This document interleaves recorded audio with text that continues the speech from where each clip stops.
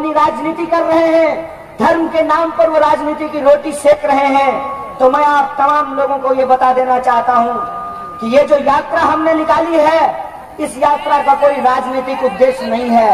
आपके हाथ में जो शान से ये तिरंगा फहरा रहा है, इस तिरंगे को बचाने का सवाल है, अपने संवैधानिक हक को और इंसाफ को बचाने का सवाल है। मैं आपको बता दूं कि ये लड़ाई किसी को एमपी एमएलए, किसी को मंत्री प्रधानमंत्री या मुख्यमंत्री बनाने की लड़ाई नहीं है। ये लड़ाई इस बात की है कि हम लोग हिंदी फिल्म का एक गाना सुनते थे, तू हिंदू बनेगा न मुसलमान बनेगा, इंसान की औलाद है इंसान बनेगा। हम इंसान की औलाद हैं तो हम इंसानियत के लिए लड़ेंगे, लेकिन जो बेईमान की औलाद है वो बेईमानी के लिए लड़ रहे हैं। इस बात को हमको अपने दिमाग में डालना पड़ेगा।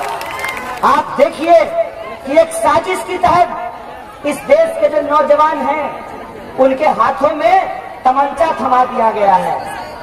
अमित शाह का बेटा बीसीसीआई का सेक्रेटरी बना है, वो स्टेडियम में बैठकर चीयर लीडर्स का डांस देखेगा और आईपीएल का मैच का मजा लेगा, और आपको तमंचा पर डिस्को करने के लिए छोड़ दिया है। ये राजनीति हम लोगों को समझनी पड़ेगी कि नेता अपने बच्चों का कैरियर बनाते हैं, लेकिन इस देश के जो आम लोग हैं उनकी परेशानियों को किस तरीके से गुमराह किया जाता है। हकीकत ये है कि 45 साल में देश में सबसे ज्यादा बेरोजगारी है। 12,000 किसानों ने आत्महत्या की है। और ये कैसी सरकार है, ये कैसी सरकार है कि एक एक करके इस देश की सरकारी संपत्तियों को बेचा जा रहा है। और प्रधानमंत्री क्या कहते थे? प्रधानमंत्री कहते थे कि मैं देश नहीं बिकने दूंगा। कितना मजेदार चीज है, सुन लीजिए। किसी गाड़ी का किसी दिन स्टीयरिंग बेच देंगे, किसी दिन टायर बेच देंगे, किसी दिन इंजन बेच देंगे, किसी दिन चेसिस बेच देंगे, और कहते हैं कि मैं गाड़ी नहीं बिकने दूंगा। ये कहते हैं कि मैं देश नहीं बिकने दूंगा।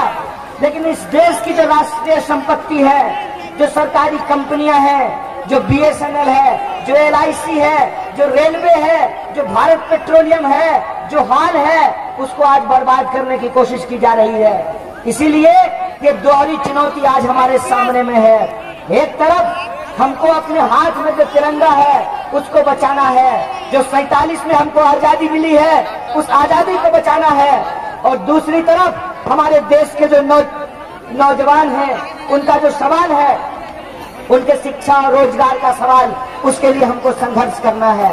क्या बदहाली बनाई गई है इस देश में शिक्षा की, बिहार में शिक्षा की, इसके बारे में आप सोचिए कि नेताजी का बेटा पढ़ने के लिए विदेश जाता है, लंदन में पढ़ता है, अमेरिका में पढ़ता है, लेकिन आपका बच्चा जिस कॉलेज में पढ़ता है वहाँ लाइब्रेरी नहीं है। लाइब्रेरी है तो किताब नहीं है, क्लासरूम नहीं है, क्लासरूम है तो मास्टर नहीं है, और 3 साल का बीए 5 साल में कराया जाता है। ये हमारा सवाल है।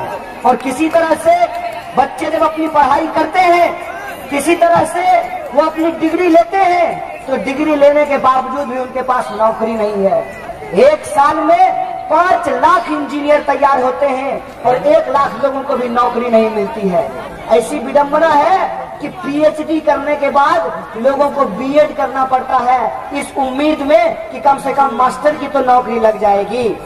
और मास्टरी की हालत क्या है कि एक ही स्कूल में 2 तरह के मास्टर होते हैं। एक को 55,000 60,000 रुपया मिलता है, दूसरे को 10,000 और 15,000 रुपया मिलता है। और सरकारी नौकरियों की क्या हालत कर दी गई है। पूरी जिंदगी आप सरकारी नौकरी कीजिए, लेकिन बुढ़ापे में आपका पेंशन मिलेगा इसकी कोई गारंटी नहीं है। यहाँ पे एक एमएलए साहब बैठे हुए हैं, एक बार एमएलए बने हैं, जिंदगी भर इनको पेंशन मिलेगा, इसके बाद इनकी पत्नी को भी पेंशन मिलेगा। और आप जो सिपाही लोग यहाँ खड़ा हैं, बताइए आपको पेंशन मिलेगा? तो आप सरकारी नौकरी कर रहे हैं ना, ये सरकारी विधायक है ना, ये सरकार है ना, इनको पेंशन मिलेगा,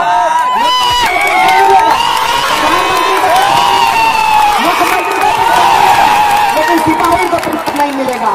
बताइए ये न्याय है कि अन्याय है? ये सवाल है। हमारा ध्यान कहीं और भटकाया जा रहा है, हमको गुमराह किया जा रहा है, हमको आपस में हिंदू और मुसलमान करके लड़ाया जा रहा है, ताकि ताकि इस देश की सरकार देश की सरकारी संपत्तियों को अपने दोस्तों के हाथ में लुटा सके। बताइए, ऐसा कौन बात होता है कि अपना बच्चा मांगे जूता तो उसको दे थप्पड़, और पड़ोसी के बच्चा को जूता के बदला छत्ता खरीद करके ला दे? ऐसा कौन बात होता है? ऐसी कौन सरकार होती है कि BSNL को बेच रही है और जियो को धन धनाधन करवा रही है? ऐसी कौन सी सरकार होती है? हमको ये समझना पड़ेगा कि चुनाव आते ही हिंदू मुसलमान क्यों होने लगता है, क्यों दंगा भड़कने लगता है?